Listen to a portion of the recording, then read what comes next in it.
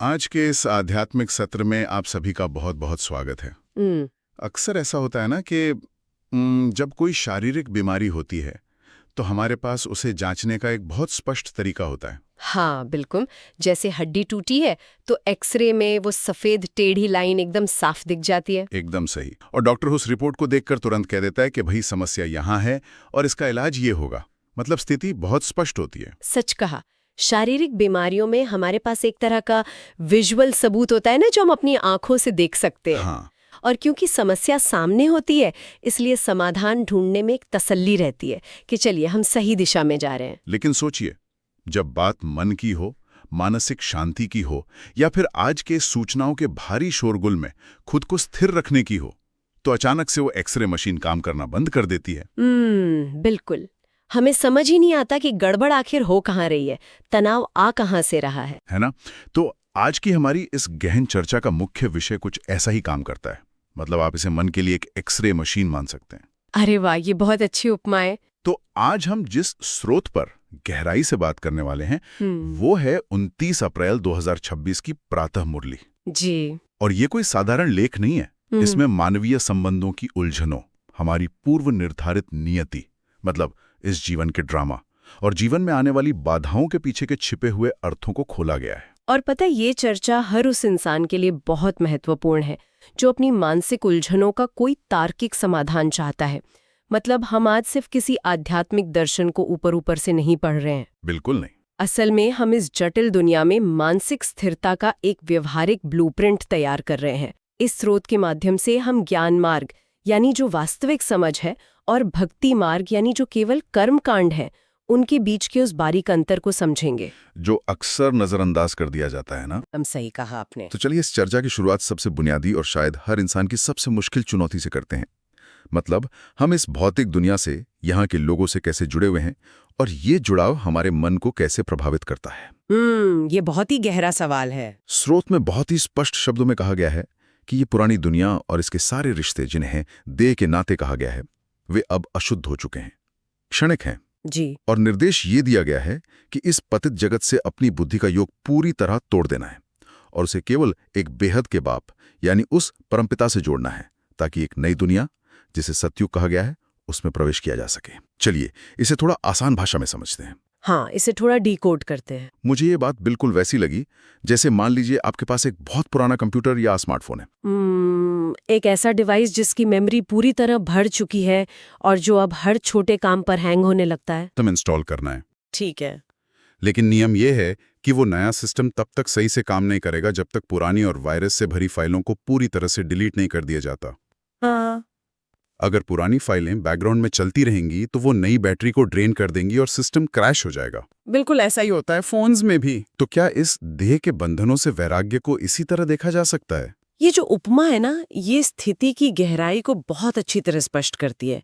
अगर हम इसके पीछे के विज्ञान को समझें तो स्रोत हमें ये सोचने पे मजबूर करता है कि आखिर भौतिक संबंध समय के साथ अपना सुख क्यों खो देते हैं। हाँ, ऐसा क्यों होता है? इसे स्रोत में क्षण भंगुर सुख कहा गया है। मतलब ये वो सुख है जो पल भर के लिए बहुत तीव्रता से महसूस होता है, फिर तुरंत गायब हो जाता है।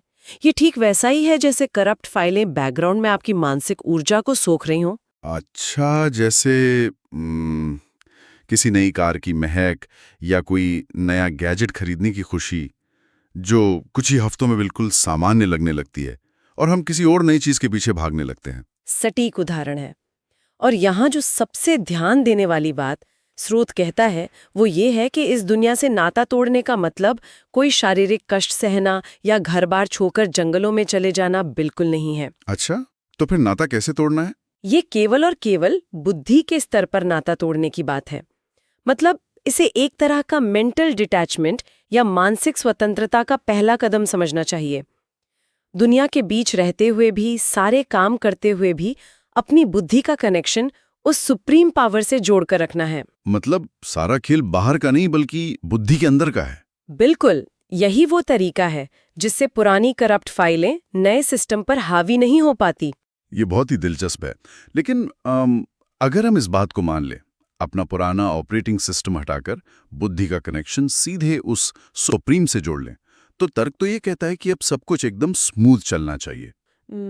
हाँ, ऐसा लगना स्वाभाविक है। जीवन में कोई परेशानी, कोई विघ्न होना ही नहीं चाहिए। लेकिन स्रोत खुद इस बात की चेतावनी देता है कि बाधाएं तो आएंगी। और यहीं से इस चर्चा में एक नया और बड़ा ही रोचक मोड़ आता है। ड्रामा, माया की बॉक्सिंग और विघ्न।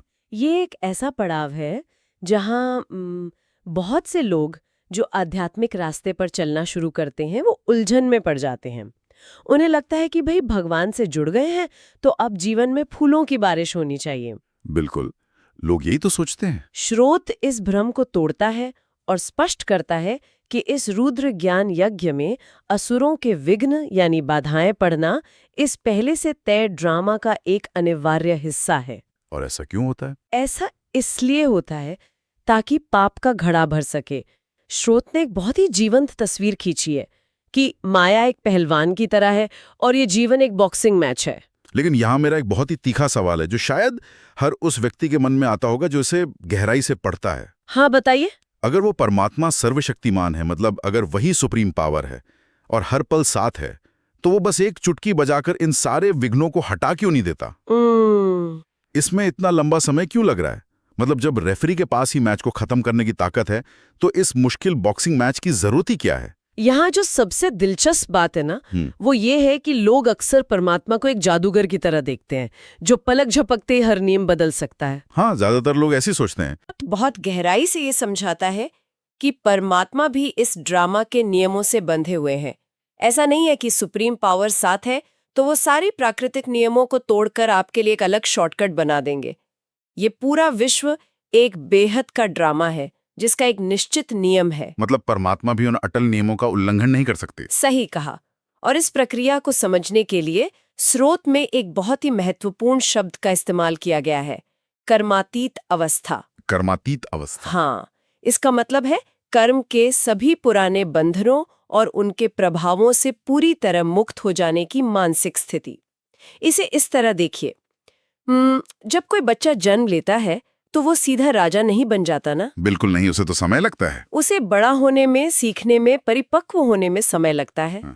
ठीक उसी तरह मानव आत्मा ने हजारों सालों से जो भ्रष्टाचारी आदतें, जो अहंकार पाला है, वो रातों रात नहीं मिट सकता। अच्छा, तो ये जो बाधाएं हैं ये असल में हमारी अपनी ही पुरानी आदतों का टकराव है। हाँ, जो माया मन में तूफान लाती है, जो विचार बॉक्सिंग करते हैं, वो कोई ऊपर वाले की दी हुई सजा नहीं है।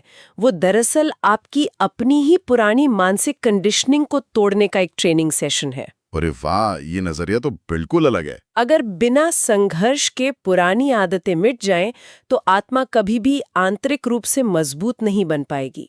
आत्म परिवर्तन की इस प्रक्रिया में विघ्नों का आना एक बहुत स्वाभाविक हिस्सा है। तो ये बाधाएं हमारे खिलाफ काम नहीं कर रही हैं, बल्कि वो उस कर्मातीत अवस्था तक पहुंचने की सीढ़ियां हैं। ये नजरिया तो परेशानियों को देखने का पूरा तरीका ही बदल देता है। बिल्कुल बदल देता है। अब जब हम इन मानसिक संघर्षों और विघ्नों की बात कर रहे हैं तो एक सवाल उठता है कि इंसान सदियों से इन बातों को कैसे समझता आया है, क्योंकि हमारे पास तो सदियों पुराने शास्त्र हैं।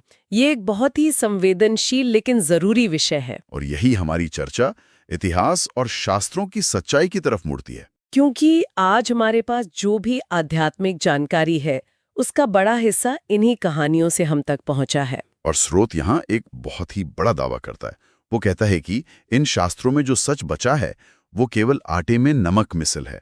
मतलब अगर 1 किलो आटा है तो उसमें सिर्फ 1 चुटकी नमक के बराबर सत्य रह गया है। जी। उदाहरण के लिए स्रोत बताता है कि देवताओं को, खास करके श्री कृष्ण को, शास्त्रों में हिंसक कार्यों से जोड़ दिया गया है, जैसे सुदर्शन चक्र से किसी का गला काटना या युद्ध करना। जबकि स्रोत दृढ़ता से कहता है कि देवताओं का असली धर्म तो अहिंसा परमो धर्म है। बिल्कुल, देवता कभी शारीरिक हिंसा कर ही नहीं सकते। तो इस सब का क्या अर्थ निकाला जाए? मुझे तो इतिहास की ये पूरी प्रक्रिया बिल्कुल उस टेलीफोन गेम की तरह लगती है जो बचपन में खेला जाता था। हाँ, वो गेम जहाँ कान में फुसफुसाते हैं। हाँ? एक लंबी लाइन में 20 लोग खड़े हैं, पहला व्यक्ति दूसरे के कान में कुछ फुसफुसाता है। अब जब तक वो बात 20वें व्यक्ति तक पहुंचती है, बात पूरी तरह से बदल चुकी होती है। कई बार तो अर्थ ही उल्टा हो जाता है। ये एनालॉजी यहाँ पूरी तरह फिट बैठती है। इसके पीछे का जो कारण है वो समझना बहुत जरूरी है।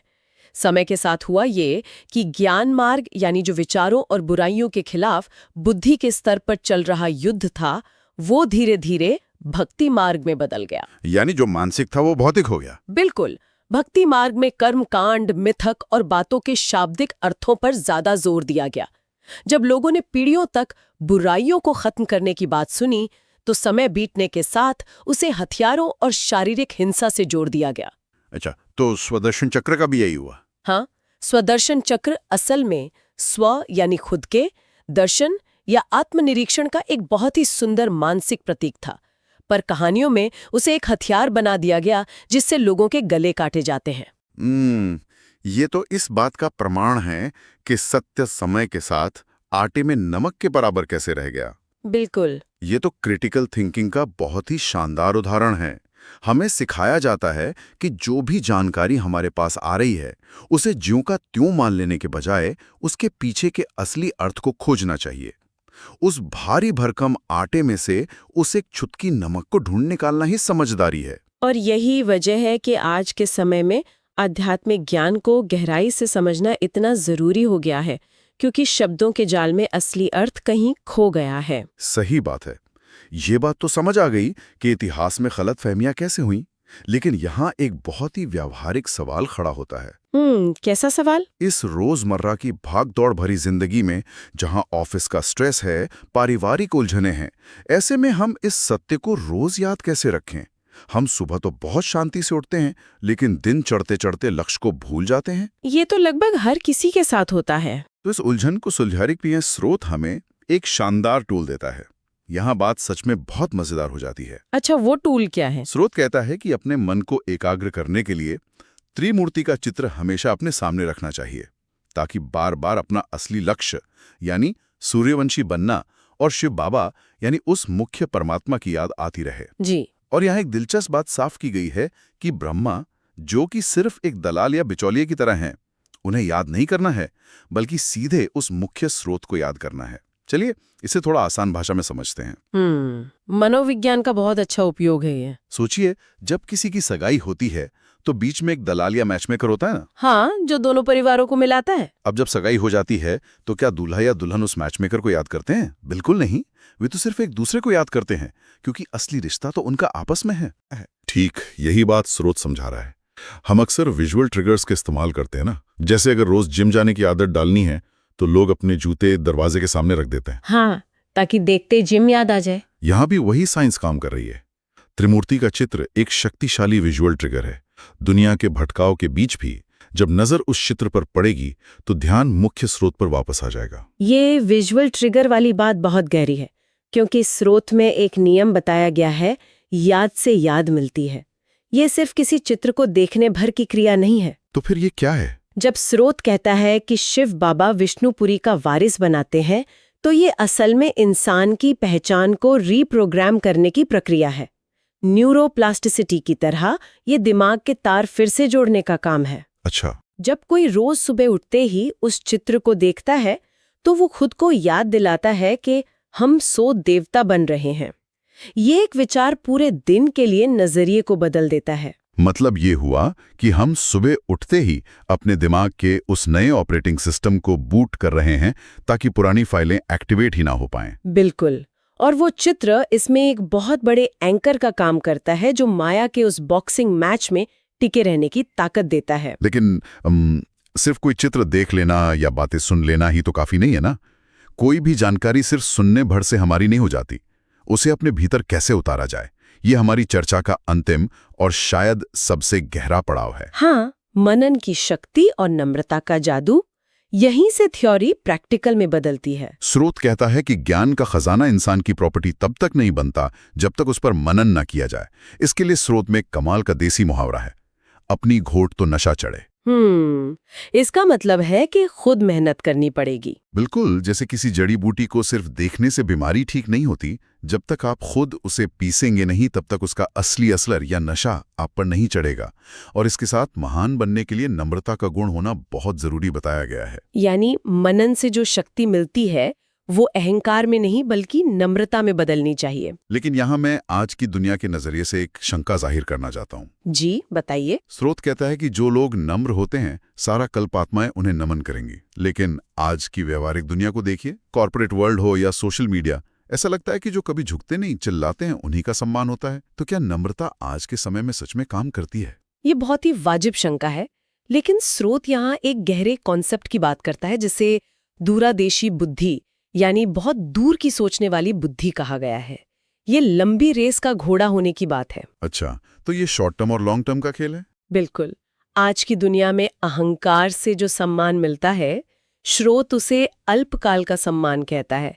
वो सम्मान इंसान का नहीं, उसकी कुर्सी या पैसों का होता है। पैसा खत्म, सम्मान खत्म। सही बात है। लेकिन स्रोत कहता है कि जो सच में नम्र होता है, उसे लोग कंधों से नहीं बल्कि मन से नमन करते हैं। कंधों से झुकने और मन से झुकने में जमीन आसमान का फर्क है। बहुत बड़ा फर्क है। जब इंसान मनन की मस्ती में होता है तो बाहरी दुनिया का कोई भी झूठा दिखावा उसे आकर्षित नहीं कर सकता। क्या बात है।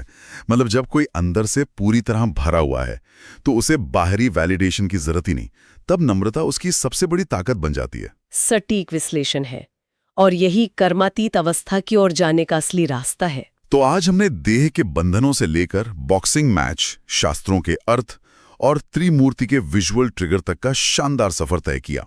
जाने से पहले एक नए विचार पर थोड़ा सोचें।